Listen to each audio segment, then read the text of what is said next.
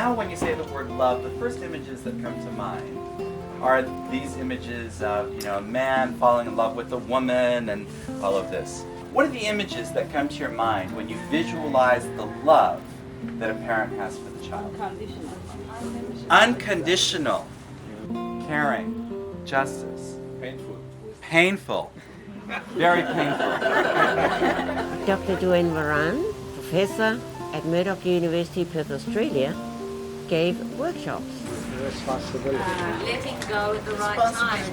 Now, all these terms that you're talking about, now that to me is a much closer depiction of the type of love that we need to have in the Cook Islands. It's a love which is born in sacrifice.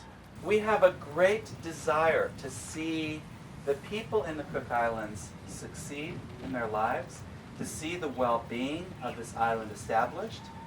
At the same time, we see a lot of trends in the islands which concern us.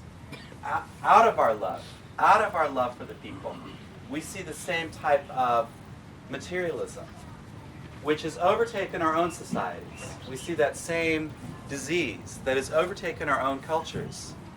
And we see that playing out at a different pace, with a different rhythm, but we see that playing out in the Cook Islands as well. A good friend of mine who is no longer with us, Kauraka, who used to come to many of the meetings.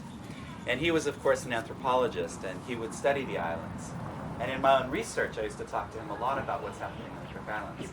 And he gave me a quote once, which I just loved. He said, "Our little island has suddenly become big."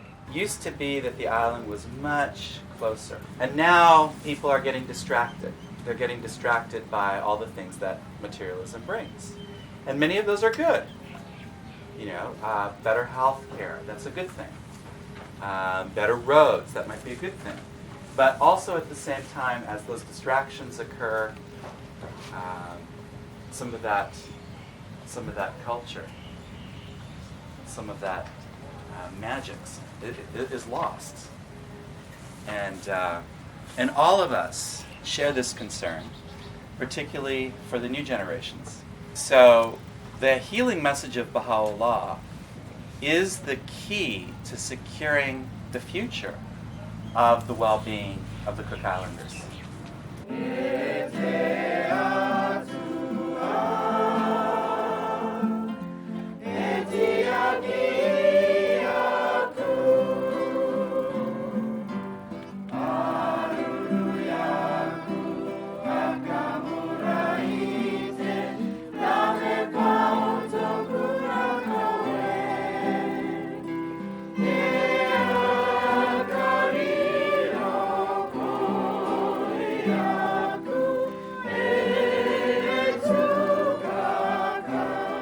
We decided to select a virtue or quality of the person that was most prominent, and then each one looked at how that person's quality could have been stifled and then how that person's quality could be encouraged.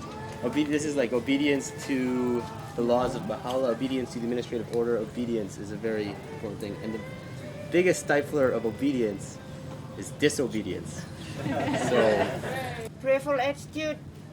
I believe a lot of us only pray when we hit a concrete post. When we have ice cream every day, we don't sit down and pray. Is that right?